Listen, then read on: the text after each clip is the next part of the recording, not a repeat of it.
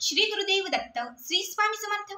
तुम्हा सर्वांचं आपल्या स्वामी शक्ती या चॅनलमध्ये मनापासून स्वागत आहे। स्वामी तुम्हा सर्वांच्या सर्व चांगल्या इच्छा पूर्ण करोत एवढीच स्वामींच्या चरणी प्रार्थना करते आणि आपल्या आजच्या या नवीन आणि सुंदर व्हिडिओला पुन्हा एकदा नव्याने सुरुवात करते। भक्तांनो, उद्या 9 डिसेंबर शनिवार अत्यंत महत्त्वाचा आणि विशेष दिवस, कारण उद्या आहे भागवत एकादशी। खरं तर कार्तिकी एकादशी नंतर आलेली ही सर्वात महत्त्वाची आणि मोठी एकादशी। कार्तिक महिना जो आहे तो देवधर्म करण्यासाठी, दानधर्म करण्यासाठी विशेष महत्त्वाचा समजला जातो। या महिन्यातील प्रत्येक दिवस हा तितकाच महत्त्वाचा असतो, पण प्रत्येक दिवशी आपल्याला उपाय सेवा करणं जरी नाही जमलं तरी जे विशेष दिवस आहेत, मग एकादशी असेल, चतुर्थी असेल, अमावस्या असेल, पौर्णिमा असेल, या दिवशी तरी आपल्याकडनं काही ज्या सेवा आहेत त्या सेवा आपल्याला करता आल्या पाहिजेत। खरं तर एकादशीचं व्रत हे भगवान श्री विष्णूंना प्रसन्न करण्यासाठी, भगवान श्री विष्णूंच्या सेवा करण्यासाठी अत्यंत महत्त्वाचं आणि विशेष समजलं जातं। ज्या घरात भगवान श्री विष्णूंचा आणि माता लक्ष्मीचा आशीर्वाद असतो त्या घरामध्ये कधीच दारिद्र्य किंवा त्या घरामध्ये कधीच कुठली बाधा नसते। अशा घरामध्ये सतत लक्ष्मीचा वास असतो, लक्ष्मी स्थिर असते, म्हणजे पैसा खेळता असतो। तुम्ही जे कष्ट मेहनत करत आहात, जे काही काम करत आहात, त्या प्रत्येक कामामध्ये बरकत असते। त्यामुळे एकादशीचं व्रत करणं हे अत्यंत महत्त्वाचं आहे। आता ज्यांना व्रत करणं जरी नाही जमलं त्यांनी कमीत कमी या दिवशी काही असे उपाय करायचे, जे उपाय केल्याने भगवान श्री विष्णू आणि माता लक्ष्मीची कृपा आपल्यावरती प्राप्त होईल। आणि यातील एक महत्त्वाचा उपाय मी तुम्हाला आजच्या व्हिडिओमध्ये सांगणार आहे। हा उपाय जर उद्याच्या दिवशी तुम्ही केला, म्हणजे उद्या सकाळीच तुम्हाला अशा एका ठिकाणी हा दिवा लावायचा आहे, जो दिवा लावल्याने तुमच्या घरामध्ये अखंड माता लक्ष्मीची कृपा असेल। हा दिवा लावल्याने तुमच्या घरामध्ये सतत सुख समृद्धी राहील। कुठल्या प्रकारची बाधा घरात असेल, किती मोठं दारिद्र्य घरामध्ये असेल, तर या दारिद्र्याचा क्षणात नाश होईल। बघा, उद्याच्या दिवशी दीपदान जे आहे ते अत्यंत विशेष आणि महत्त्वाचं आहे।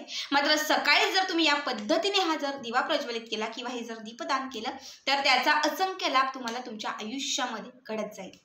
आता उपाय काय आहे, दिवा नक्की कुठे लावायचा आहे, हे सगळं काही मी तुम्हाला सांगणार आहे। त्यासाठी आपला आजचा हा व्हिडिओ शेवटपर्यंत पहा आणि जे कोणी आपल्या चॅनलवरती नवीन असतील त्यांनी लगेचच आपल्या चॅनलला सबस्क्राईब करा, कारण तुम्ही आपला चॅनल सबस्क्राईब केल्यामुळे मी पुढचे जे व्हिडिओ बनवेन ते सर्वात आधी तुम्हा सर्वांपर्यंत पोहोचतील।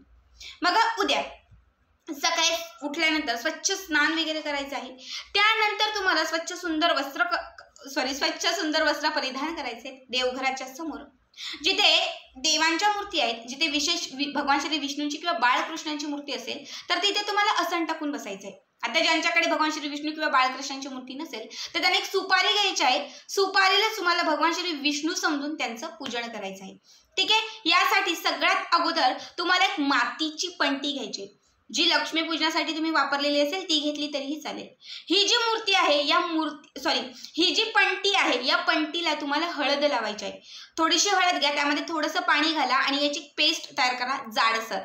आणि जी पंटी तुम्ही घेतलेली आहे ते बाहेरून पंटीला संपूर्ण हळद लावायची आहे आणि ही मातीची पंटी संपूर्ण तुम्हाला हळदीने पिवळी करायची आहे।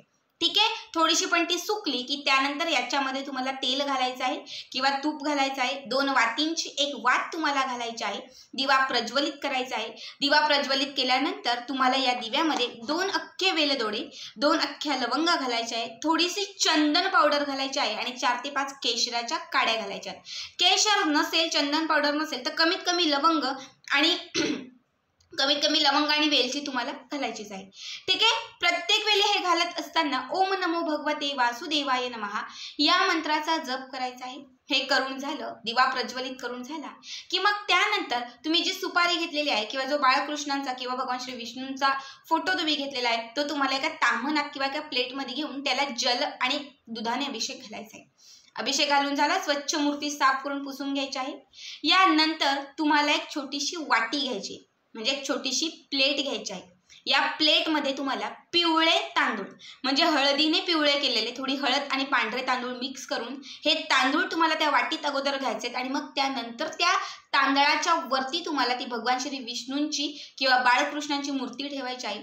आता मूर्ती नसेल, तुम्ही सुपारी घेतली असेल तर ती सुपारी तुम्हाला ठेवून द्यायची आहे। ठीक आहे, त्यानंतर या सुपारीला किंवा या बाळकृष्णांच्या मूर्तीला थोडंसं तुम्हाला हळद कुंकू अर्पण करायचं आहे, अक्षत अर्पण करायचे आहेत, फूल अर्पण करायचं आहे, धूप दीप तुम्हाला दाखवायचं आहे। हे सगळं झालं की त्यानंतर एका वाटीमध्ये थोडीशी साखर किंवा खडी साखर घ्यायची आहे आणि नैवेद्य म्हणून त्यांच्या समोर ठेवायची आहे। त्यानंतर तुमच्या मनातील जी इच्छा असेल ती इच्छा व्यक्त करायची आहे. घरामध्ये सुख, शांती, समृद्धी यावी, घरामध्ये ऐश्वर्याची प्राप्ती व्हावी, घरामध्ये पैसा खेळता असावा, घरामध्ये पैसा यावा, यासाठी तुम्हाला मनोमन भगवान श्री विष्णूंना तुमची जी प्रार्थना आहे ती प्रार्थना तुम्हाला सांगायची आहे. त्यानंतर तुम्हाला व्यंकटेश स्तोत्र म्हणायचं आहे. त्याचसोबत तुम्हाला गायत्री मंत्राचा जप करायचा आहे. ज्यांना व्यंकटेश स्तोत्र येत नसेल त्यांनी विष्णू सहस्रनाम म्हटलं तरीही चालेल. ठीक आहे, हे म्हणायचं आहे. म्हटल्यानंतर तुमची जी इच्छा असेल ती इच्छा पुन्हा एकदा तुम्हाला तिथे व्यक्त करायची आहे. त्यानंतर तुमची जी काही काम असतील ते तुम्ही करू शकतात. हा बघा, हा जो उपाय आहे तो सकाळी 10च्या आत तुम्हाला करायचा आहे. सकाळी 10च्या आत हा उपाय तुम्हाला करायचा आहे.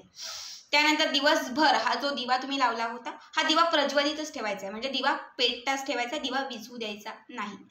शक्यतो रात्रभर दिवा पेटता राहील याची काळजी घ्या, किंवा 12 वाजेपर्यंत तरी हा दिवा प्रज्वलित राहील हे तुम्हाला बघायचे. यानंतर दुसऱ्या दिवशी म्हणजे आता उद्या शनिवारी एकादशी आहे, तर रविवारच्या दिवशी काय करायचं आहे, रविवारी सकाळी जेव्हा तुम्ही उठाल तर तेव्हा जो तुम्ही दिवा तिथे जी पंटी तुम्ही त्याच्यामध्ये पेटवून घेतलेली होती ती पंटी बाजूला करायची आहे आणि त्या खालची जी प्लेट आहे ती प्लेट तुम्हाला उचलायची आहे. ह्या प्लेटमध्ये घातलेले जे पिवळे तांदूळ म्हणजे हळदीचे जे तांदूळ आहेत ते तुम्हाला अंघोळीच्या पाण्यात घालायचे आहेत आणि त्या पाण्याने तुम्हाला स्नान करायचं आहे.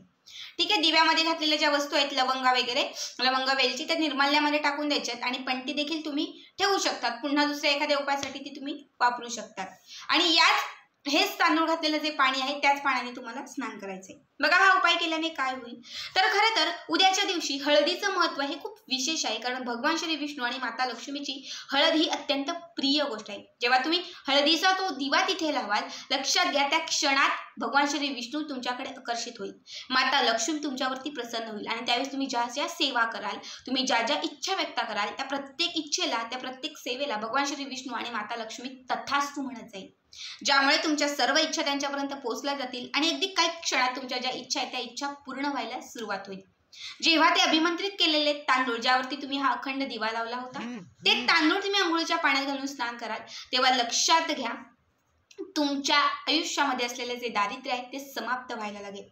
तुमचं नशीब जिथे साथ देत नव्हतं तिथे नशीब भाग्य साथ द्यायला लागेल. अडलेल्या इच्छा पूर्ण व्हायला लागतील. कुठलेही आजार रोग असेल, कुठलीही बाधा जर असेल तर तीही नष्ट होईल. अत्यंत साधा सोपा उपाय आहे, मात्र तुमच्या आयुष्यामध्ये भरभराट करणारा, तुमच्या घरामध्ये श्रीमंतीचे योग आणणारा, माता लक्ष्मीला तुमच्या घराकडे आकर्षित करणारा हा विशेष उपाय आहे जो फक्त एकादशीच्याच दिवशी आपल्याला करता येतो. आजचा हा व्हिडिओ कसा वाटला नक्की कमेंट करा आणि पुढचे व्हिडिओ पाहण्यासाठी चॅनलला सबस्क्राईब करा. श्री स्वामी समर्थ. जय जय स्वामी समर्थ.